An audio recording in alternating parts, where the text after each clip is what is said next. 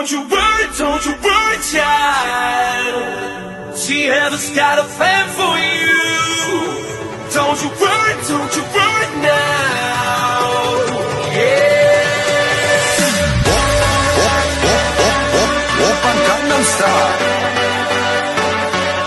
Open Gangnam Style.